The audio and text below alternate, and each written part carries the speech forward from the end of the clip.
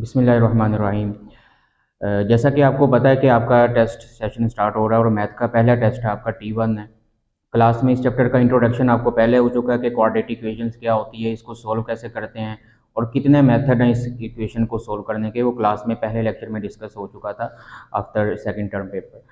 अच्छा, अब important questions जो यहाँ पे डिस्कस करने हैं आज के लेक्चर में, एक्सरसाइज 1.1 को देखा जाए तो इसमें जो क्वेश्चन नंबर 1 में उसमें आपके पास ये कुछ पार्ट्स हैं जो इम्पोर्टेंट, आपके इम्पोर्टेंट का मतलब हरगिज़ ये नहीं होगा स्टूडेंट्स कि आप बाकी जो क्वेश्चन हैं वो सारे स्किप करके सिर्फ इन्हीं क्वेश्चन को आप फोकस कर लें। इसका हरगिज़ मतलब ये नहीं है।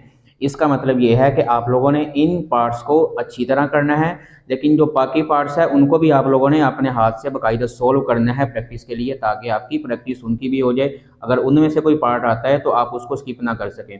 लेकिन ये जो पार्ट्स हैं हर क्वेश्चन के, उनको अच्छे तरीके से अगर एक बार आपकी प्रैक्टिस से वो आपके सोल्व नहीं हो रहा तो उसको काइंडली बार बार रिपीट करें, उसको अच्छे से सोल्व करें, एक से ज़्यादा बार उसको सोल्व करके, ताकि वो आपके ग्रिप हो सके उस पर।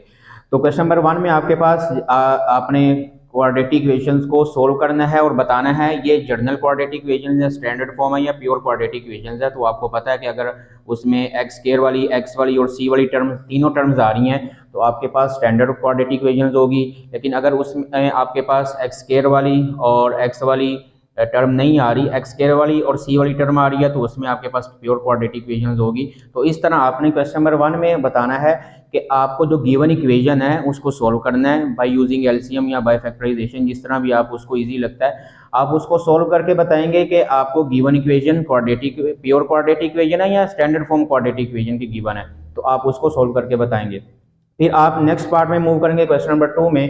क्वेश्चन नंबर 2 में आपने फैक्टराइजेशन से इक्वेशन को सॉल्व करना है। क्वेश्चन को सोल्व करके आप लोगों ने इसमें भी ये बाकायदा बताना है कि इसका सोल्यूशन सेट बताना है आप लोगों ने कि एक्स की वैल्यूज़ क्या फाइंड आउट हो सकेंगी यहाँ पे।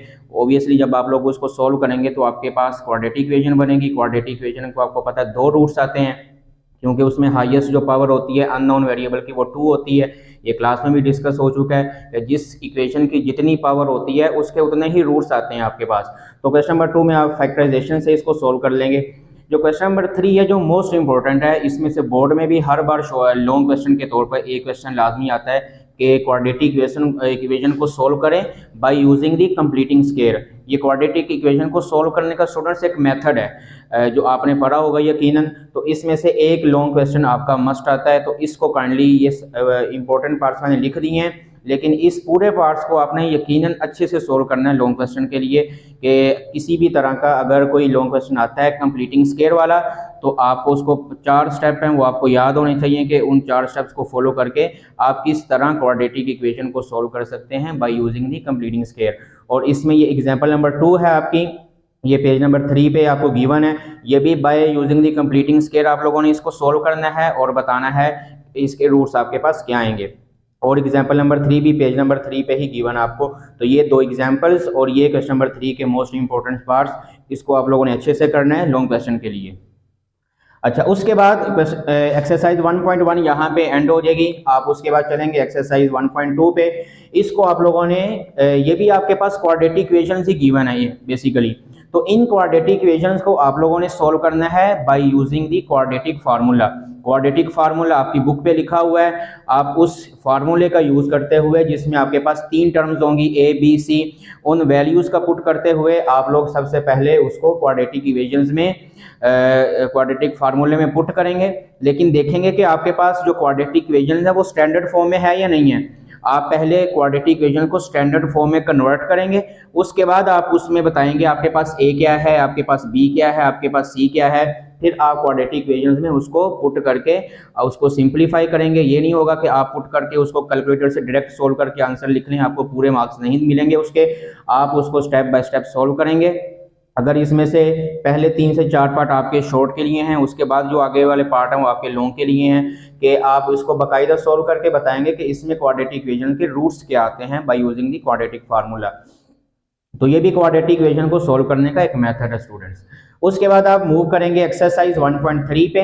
1.3 में आपके पास सारी हैं एक्सपोनेंशियल इक्वेशन गिवन आपको, जिसमें आपके पास वेरिएबल उसकी पावर में आ जाते हैं। अगर वेरिएबल्स पावर में आ जाएं तो उसको एक्सपोनेंशियल इक्वेशन का नाम दिया जाता है। तो इस एक्सरसाइज में आप एक्सपोनेंशियल इक्वेशन को सॉल्व करेंगे और बताएंगे कि इसमें क्वाड्रेटिक इक्वेशन जो बनेगी आपकी, पहले आप इसको लेट करेंगे, जिस तरह भी आप इजी मुनासिब समझते हैं, लेट करेंगे, क्वाड्रेटिक इक्वेशन बनाएंगे। क्वाड्रेटिक इक्वेशन के बाद आप मल्टीप्लाई करवाएंगे, ये सारा आपके रजिस्टर में नोट होगा यकीनन।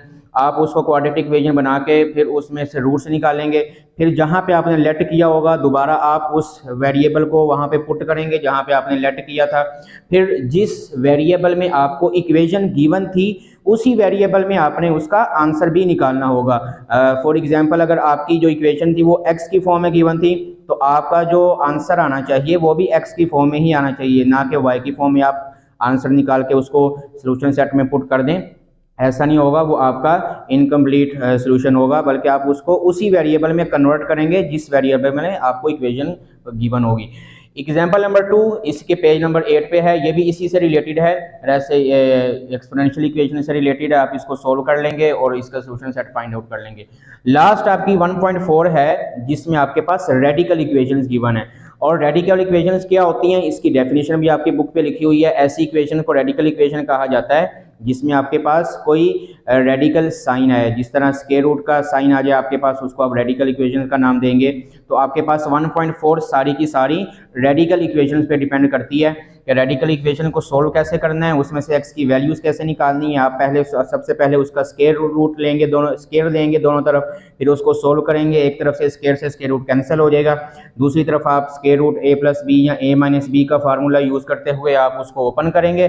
फिर वहां से आप एक्स क्वाड्रेटिक इक्वेशन की फॉर्म बनाएंगे। क्वाड्रेटिक इक्वेशन जब बन जाएगी आपके पास, देन आप उस पर फिर बाय यूजिंग कंप्लीटिंग स्क्वायर कर लें या by using the quadratic formula लगा के आप वहां से एक्स की वैल्यूज फाइंड आउट कर सकते हैं स्टूडेंट्स।